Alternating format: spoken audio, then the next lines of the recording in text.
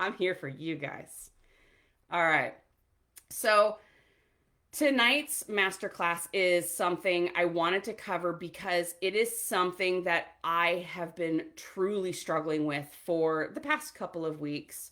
You guys know what's happening with me, at home. But then to add a little bit on top of it, I made a pretty significant mistake at work, and so have been very fearful that I could potentially lose my job. So I have been stressed out beyond belief, and I have been doing the things I'm going to talk to you about to help you because that is not a way to live. That is not a way to succeed. That is not a way to progress. It is just not good for any of us. And so you've seen me. Hey, I made sure that I got to the gym 3 times last week because that was my goal. There was a very specific reason why I needed to get to the gym. I've been doing my morning routine. I've been, religiously doing my morning routine. I have added some things in to help me with the stress that I am dealing with for the potential. And again, I'm sitting here and worrying and stressing and, freaking myself out, not even knowing what is going to happen. So I have to let go of the worry and the panic and all the other heavy feelings that I'm feeling. And I want to help you all to be able to do the same thing because I get it. Like, there's a reason I do the classes I do, guys. I get it. I'm either experiencing it, I have experienced it, and I want other people to be able to be freed from those particular hindrances in our lives and our journey. So the key thing for you to realize during this live is that stress is not the enemy. Stuck stress is the enemy to all of us. We've got acute stress, which is something that we are all built for. That is as primal as it gets, right? We get these short bursts to deal with danger, right? We have to run, we have to fight, we have to take quick action, we have to run away from the saber-toothed tigers, right? Like from back in the primal days. Our hormones will flood in to help us with these responses that we need to have. Cortisol, adrenaline, norepinephrine, and then they clear out once the danger is gone. But unfortunately, our modern reality is that we don't have lions chasing us. We don't have bears coming after us. We've got constant low grade threats in our lives. We have emails that are nonstop. We have phones that don't stop ringing. We have deadlines we have to meet. We have bills we have to pay. We have traffic we have to deal with. Those are low grade threats. The road rage is real, man. I dealt with that on Saturday. I'm not even kidding. But we never get that, okay, we're safe, we're clear signal from our bodies. Our stress response it's switched on basically all of the time. And thinking that we're fine or telling everybody, I'm fine, because we're not in crisis, our systems are on high alert 24/7. And that is not good for us. Picture the caveman running away from the saber-toothed tiger and, somebody, yourself, hunched over a laptop with like 300 emails that you haven't read that you have to get through in that day, plus everything else that you have to do in the day. I know a lot of people who live like that, and their constant stress response is going. Kay says she is in constant fight or flight. So, chronic stress. Let's talk about what it does to our bodies long term. Because stress will change everything. It will change our metabolism. It will change our hormones. It will negatively affect our immunity. Have you ever noticed that when you're really stressed out, you get sick? And it's also going to impact our brain function. I had that happen to me today. I had this incredibly stressful project that I had to work on. And by the time I was done, which thank goodness was lunchtime, I was toast. I said, my brain, it's used everything it can for the day. Holy cow. Because I was exhausted from being stressed out to get this project done, to have it submitted before my lunch hour. So, the metabolic effects, let's talk about those because those seem to be one of the most common factors that happen to us when we've got this consistent chronic stress happening. Our blood sugars are going to stay elevated, right? You get stressed out, you get sick, you get hurt. Blood sugar always goes up. And then what does our body have to do? Well, our pancreas has to kick it into high gear and release more insulin. Then what happens? Our chances of being insulin resistant shoots way up.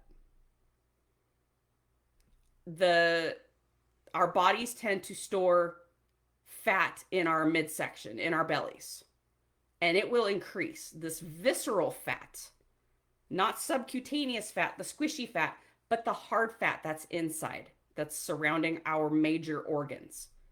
That's going to increase from chronic stress. And then, believe it or not, it will actually cause our muscles to break down because our body is prioritizing quick fuel when we are in a state of stress, right? Those hormones just start flooding our bodies. Well, it goes for the fuel sources. When we are chronically stressed out and on high alert, it starts pulling whatever it can from wherever it can. And yeah, our muscles will break down. Hormone disruption. We all know about cortisol, right? We hear that about cortisol all the time. Oh, my cortisol is so high. Well, yeah, cortisol dominance is very common with high stress situations or high stress lives. And that's going to, in fact, impact our estrogen, our progesterone, and our testosterone. And it's going to cause them to be all over the place. It will impact thyroid.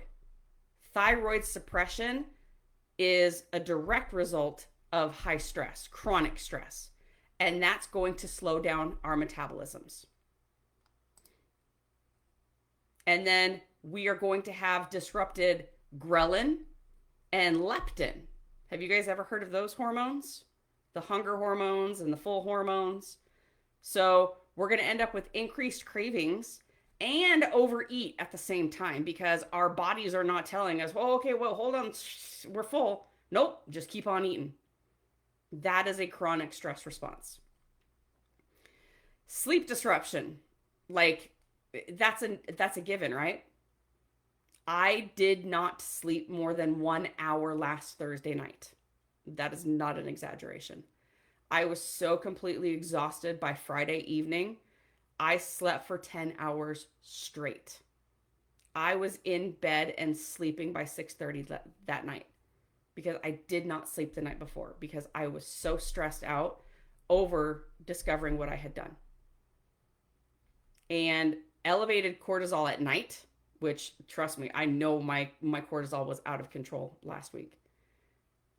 If your cortisol is elevated at night, you are not going to be able to sleep, or you might be able to fall asleep, but you're not going to be able to stay asleep.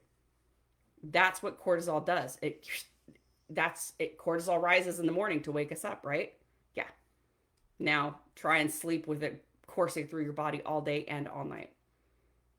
And then sleep debt is going to amplify the stress hormone release. So we get this constant cycle going, right? It's going to continue on and on and on. Chronic stress impacts our brain and our mood, obviously, right? That's kind of a given. But it does physically affect our brains. It will actually shrink our hippocampus, which is our memory center. That's a little bit scary to think about, right? It's going to heighten the amygdala cortex control, which is basically leads us to anxiety, fear, and depression. It's going to reduce prefrontal cortex control. That's our impulse regulation, right? The frontal lobe, that's what controls our impulses. But it is physically altering our brains when we live in chronic stress. And then we talked about earlier the immune system suppression. You are chronically stressed, you are chronically inflamed. What does that lead to? Well, an increase of illness, slower healing.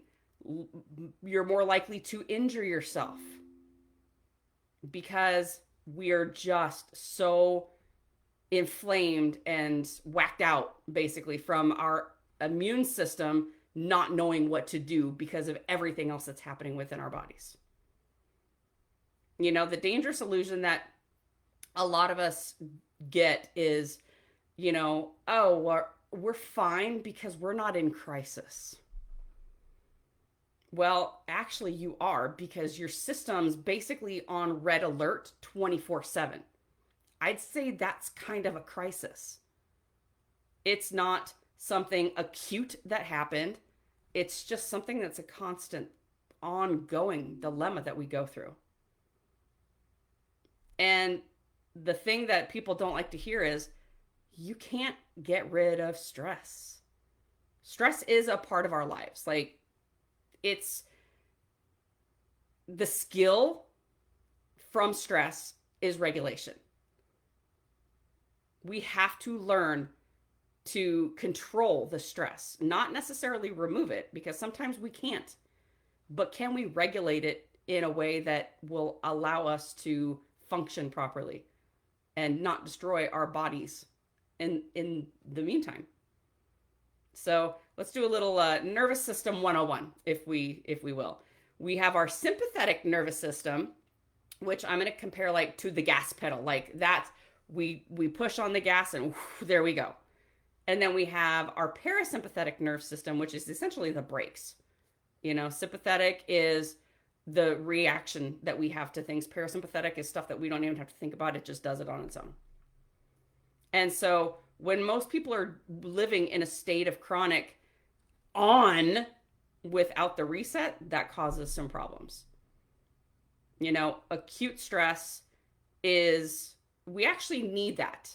It's something that we want to have, that acute stress. Again, the lion's chasing us, the bear, coming after us.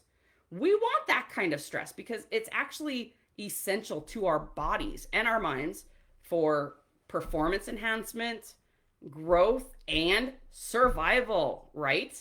We don't have that acute stress response. We're not going to make it when the lion is chasing us. I mean, we still might not, but the problem that most of us run into is we can't turn it off. We don't have that off switch. So we actually have to learn to kind of toggle in between the brakes and the gas and the brakes.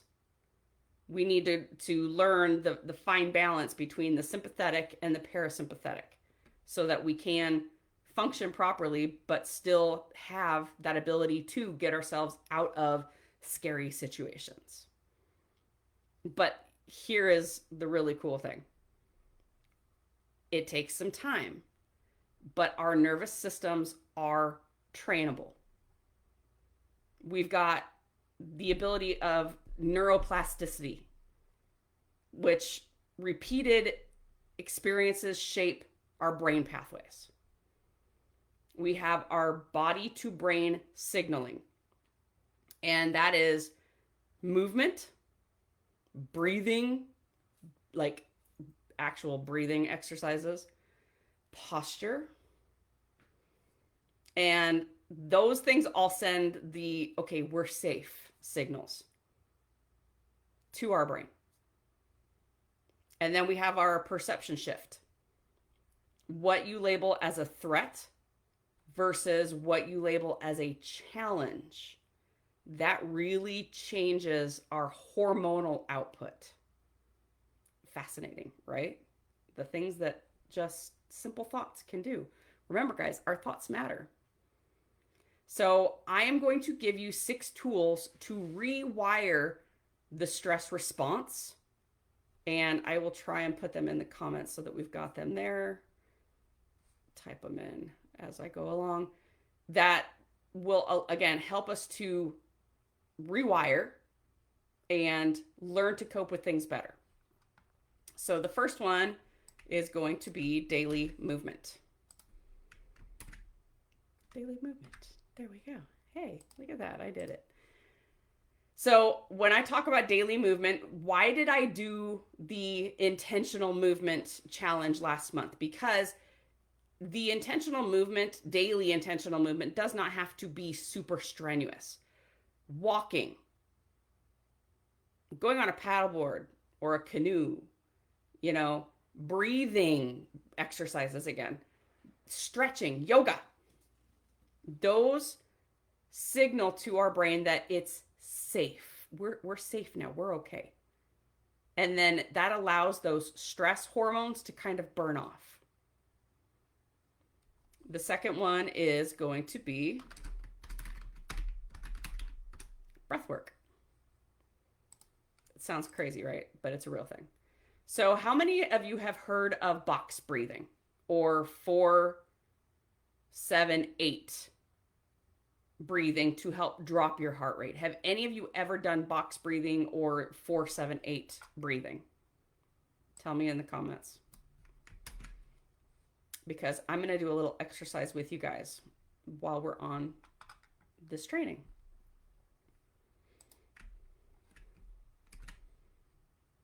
Oops.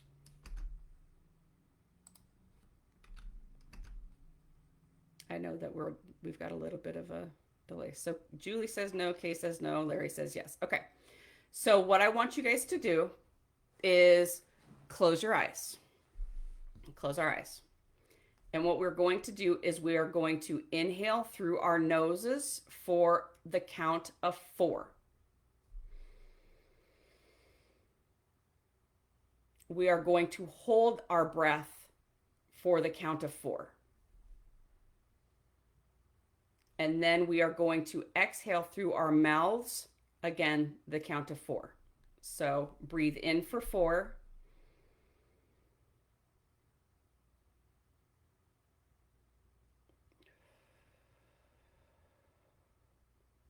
And repeat. That is box breathing. 4, 4, and 4. Very simple. But do that a few times and see what it does to your heart rate. See what it does to how tense you're feeling. You're going to notice everything kind of starts to cool down, calm down, and life doesn't seem quite so heavy in that moment. So remember to do the box breathing or the other breathing exercises. And yes, Larry says breathing gets the lymph fluid moving. Absolutely. He knows that. So a 2 to 5 minute, it's usually 2 to 5 minutes that you want to do these particular breathing exercises because it can really shift what's happening in your body really quickly. All you need is 2 minutes to calm things down. All right, our third step is going to be nutrition for nervous system stability. A steady blood sugar equals a steady mood. Have any of you who do low carb noticed how much more stable your mood is when you stopped consuming the super high processed foods, when you stopped having all of the sugary stuff, when you stopped over drinking, which leads to our next one, caffeine overload and sugar spikes. We want to have a very steady and stable nutrition to help our nervous systems not be so all the time, right? Julie says yes. Sunlight and sleep hygiene. This is one of my favorite things to talk about. Circadian rhythm, right? Get into that morning light. When you wake up in the morning, if you can sleep with your curtains open, do that and rise with the sun.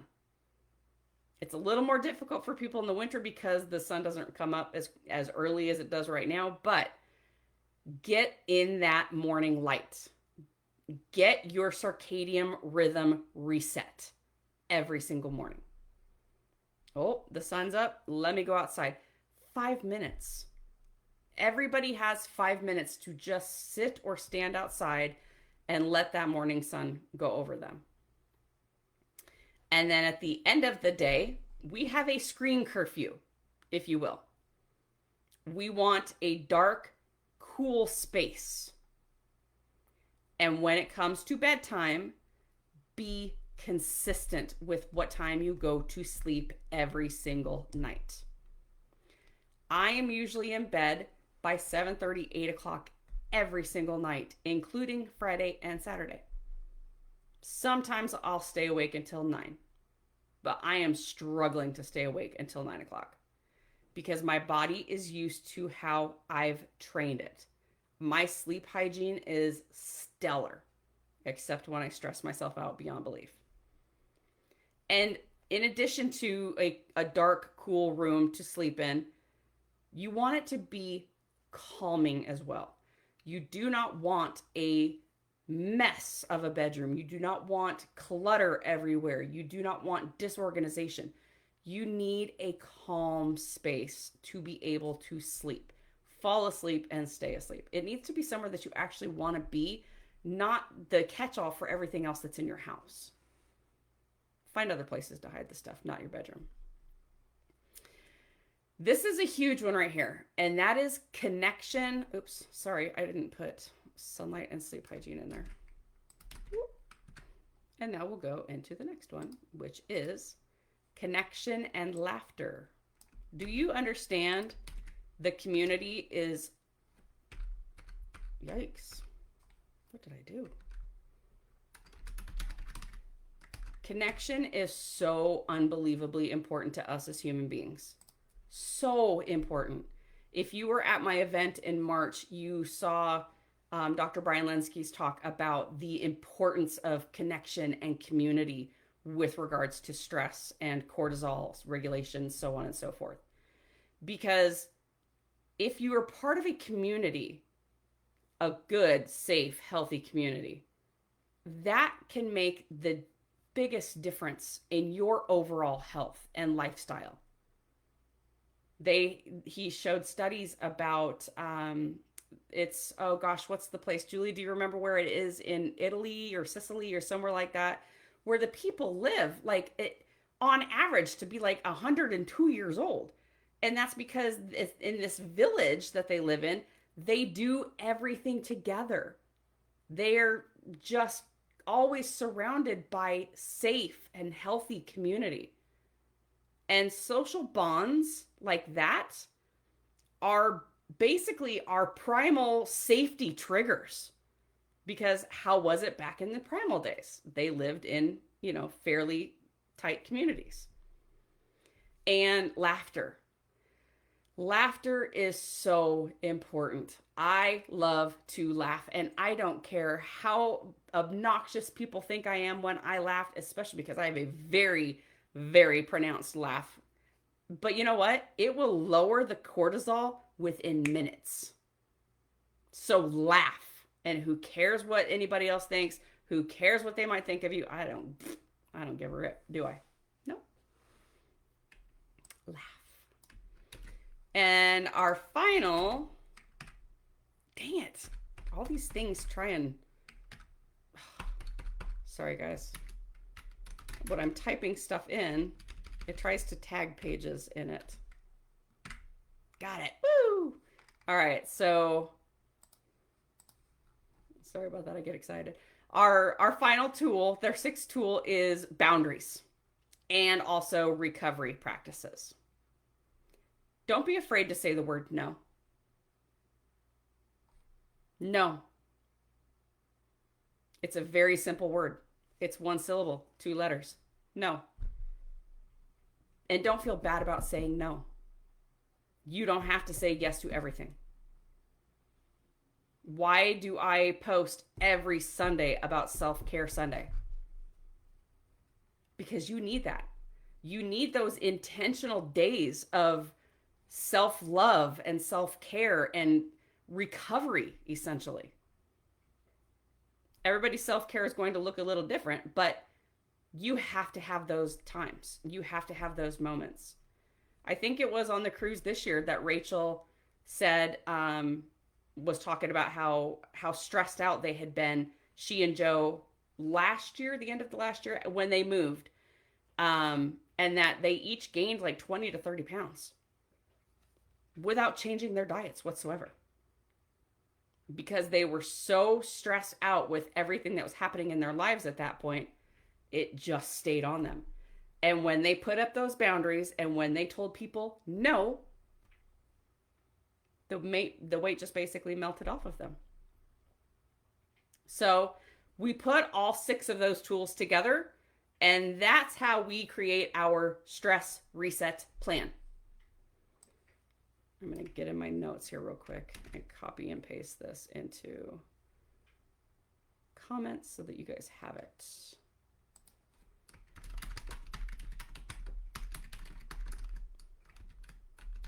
Your stress reset plan. Stop doing things like that. So you guys can follow along as I go through all of these steps.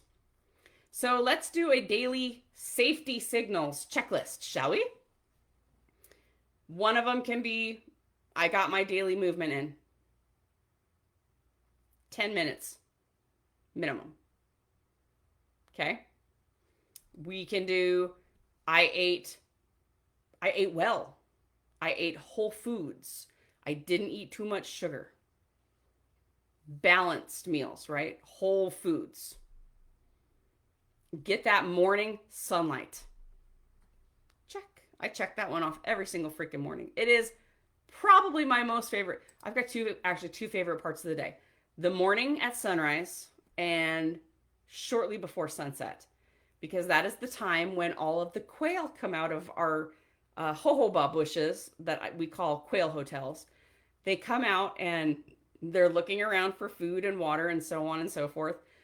And to listen to quail and the little noises that they make, I love to record them and post them in my Instagram and Facebook stories because they're just so calming for me. I love it and it makes me smile. So get out there and get that morning sunlight. And then we're going to allow ourselves to have one boundary that stays in place every single day. Just one. I'm not telling you that you have to, be covering everything that happens, but just one boundary that you can make sure you follow every single day and don't let anybody else cross that boundary. We're going to do the 2 minutes minimum of the breath work, right? Do that box breathing, 4 in, 4 hold, 4 out. And then connect with somebody that you trust, somebody who you love, somebody who can make you laugh. Get that connection in. Because that's going to help you shift the perception as well, which is ultimately going to change the physiology of what you're constantly in when you're chronically stressed. Because the same exact stressor can land differently depending on where you are at that day. The same stressor can be nothing one day, and it can be the end of the world that makes you cry the next day. It just depends on what lens you're looking out of at that point. Our thoughts can trigger or calm our nervous system. Remember, our thoughts absolutely impact our physical being. And the perception that we have is trainable. It just begins with awareness. So let's be aware of certain situations that we're in or where we need to do check-ins throughout the day. Where am I at? Where's my stress level at right now? Am I causing myself harm by being stressed out for the past hour and a half? Maybe. Okay, so I guess I should probably do some breathing, or I should get out and take a walk. I should walk away from my desk. If that's what's stressing you out, walk away from your desk for 5 to 10 minutes. Get some breathing in. Get outside. Do something. Because you have to make sure that you're aware of what it is that's setting you on that path. Because, guys, we were not meant for burnout. I know that became such a thing in the 90s and 2000s of, oh, I'm just so overwhelmed, I'm so stressed out, but look at me, I'm handling it. But are you really? Like, people love to talk about Gen Xers and how we're so used to taking on the world because that's how we've been our entire lives. We had no choice but to kind of raise ourselves and parent ourselves, latchkey kids, those types of things that made it easier for us to be in that chronic stress cycle. We don't want that. We weren't built to be consistently burnt out. We were built to adapt to situations that we're put in. The nervous system we have right now, it's not broken. It's way overtrained in one direction. And the more often that you practice, kind of reining it back in, sending your body those safety signals, the more your body learns to save the stress, like that stress mode that we are constantly in right now, for when you actually need it, not have it up all day long. So, all right, guys, that's what I've got for you tonight about stress. Anybody have questions, comments, anything else fun to add? Oops.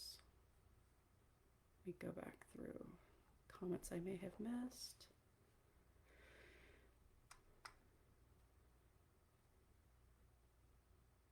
Julie, yes. When Julie said when she gets super stressed, her shingles come back. Same thing with me. I am, knock on wood, 10 months shingles free since my last outbreak. And I'm hoping that what I went through last week does not cause a flare up because they're not fun.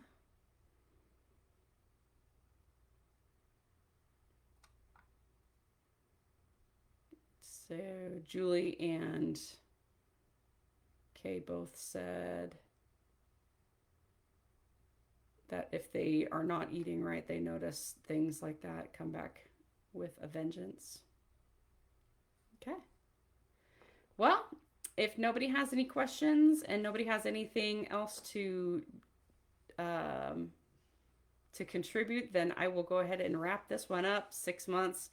Yes, Julie, I hope you make it. I hope you make it, girl. The longest I think I've ever gone is 11 months. 11 months is the longest I've gone without having a shingles outbreak. And they're not fun. I mean, I feel that tingle immediately and I know to get on the Valsaclavir, but I'd much rather not have to deal with it. So, Kate, you're very welcome. I hope you guys got something out of this. And again, it'll be posted in the group. So go back to it and watch it so that you understand the breathing exercises and other things. We have to be able to manage what our bodies are doing and also our brains. And we can do that by some very simple steps. So just follow the 6 steps that are on there, create your checklist, and you guys take care. I'll see you not next week. There will be no training next week because I will be going out of town this weekend, but I'll keep you guys posted on what day my trainings will be going forward for the next 10, 11 weeks. Okay. Everybody have a great night. I'll see ya.